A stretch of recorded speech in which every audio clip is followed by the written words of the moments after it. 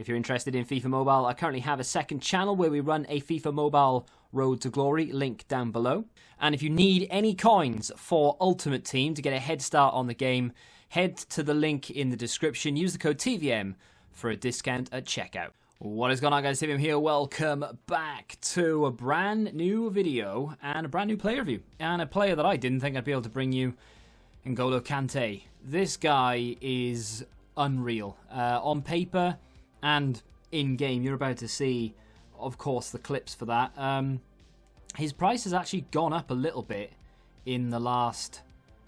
I mean, he's obviously come down since he came out of packs. That's just the way it goes. You know, high-rated informs, they come out, they're worth an absolute load. People start packing them more and more, and then they come down in price. He's gone up a little bit in the last maybe 20 minutes, half an hour, maybe an hour since I'm recording this, about half an hour before you're watching it. And the reason for that is it appears, and you'll know by now, I'm sure, it appears that Jonathan Bamba has won Player of the Month for the French League. So obviously links to Kante, quite nice. Not strong link or anything, but you do get a nice soft link to him, and it looks like to be a pretty good card as well. So that has obviously spiked the price. That, alongside the fact that he is actually just really good in terms of his sort of in-game stats and how he reads on paper. The one thing that I will say though, and I don't know if I like it or not really, the difference between this card and the base card is minimal. I mean, if you've got the base Kante and you've paid 300 plus for him, do you really want to be selling him and then going out and spending 600 plus on a card that is quite literally one better for pace, dribbling, defending, physical, and then two better shooting and passing? There's no difference in weak foot or skill moves. There's no difference in traits. In fact, it doesn't have any traits. The defensive work rate's still high. The attack work rate's still medium. The only difference is one stat change here or there, with 2 for shooting and passing. I really don't see the point in upgrading from the 88 to the 89 if you already have it.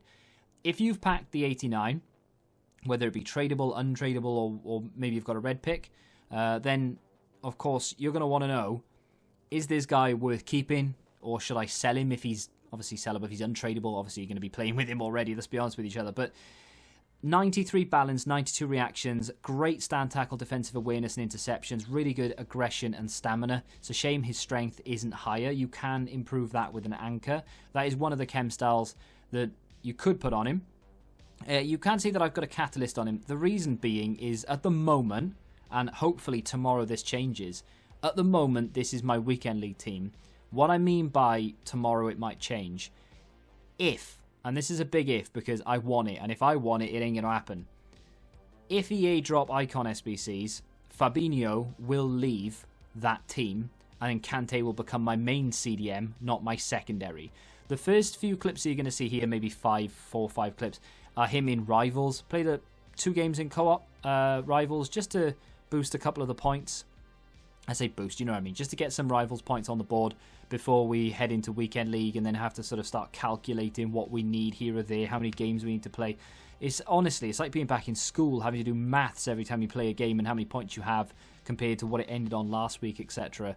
So, played 2 games, they went really well. Kante got 4 goal contributions in 2 games, which is unreal, because I'd already done the review at this point, to be honest. I went into friendlies as soon as I packed him, or got the red pick. I went into friendlies, and I did, and that's what you're seeing here. I did the review in friendlies across, I don't know, 4 games. I've used the base card quite a lot already on another account in co-op. But so I knew what to expect, and it's not an awful lot different to the base card. But I did the review across 3 or 4 games in friendlies, and then obviously went into some Rivals. I thought, well, I'll record it anyway, and if he does anything, then I'll put it in there. So I thought I'd just put in the goal contributions that he got in the beginning. And for someone who is playing as a CM, or CDM, I guess, he gets involved an awful lot. Now, he doesn't have any instruction on him to stay back while attacking or anything like that. It's just his natural work rates is what I'm working toward. This probably will change, because as I said, Fabinho is my main CDM at the moment, and then Kante is like almost like a box-to-box, I guess. He's not very good going forward in terms of shooting and finishing and all the rest of it. You'll see evidence of him missing not an open goal, but he has a pretty good opportunity to score, and he doesn't even hit the target. But it's not what I expect from him. You know, that's the kind of thing I want from my Kante. I want him to be tenacious, quick, strong, and just to be able to get into those little gaps, to be able to make those interceptions, to nick the ball and come out and run, just break away with it like this. He's not the fastest of players, but when you've put a catalyst or a shadow on him, all of a sudden he becomes very quick. With a catalyst, for example, he's got 90 acceleration, 87 sprint speed, but he has very good balance and reactions. And of course, his height, he's 5'6", so he feels very, very quick. Same with a shadow, of course, it's exactly the same. The anchor is going to make him feel a little bit different. The anchor chem style is actually one that I'm tempted to put on him once I move him to be a CDM. For right now, I wanted his passing to be better than what it is. It's 87 short passing, 81 vision, which is still very good, and in game is fantastic. However, with a catalyst on him, he gets 92 short passing, very good crossing and free kicks. Not that he doesn't get very good free kicks, but he gets a good boost in his free kicks, and his long passing goes to 91. To be honest, the only reason why I wanted to do that is because at the moment Fabinho is my main squeeze. You know, he's the guy who's going to be in there in the CDM mopping things up. Kante is at the moment his sidekick. Not that I think Fabinho is better than Kante. I just would prefer Kante having a little bit more freedom to move forward because he is as agile. This is the effort. Gets the ball back from Ronaldo's unbelievably good work, and then it's an auto lunge, really. And I would say that he should have done better, to be honest, but it is what it is.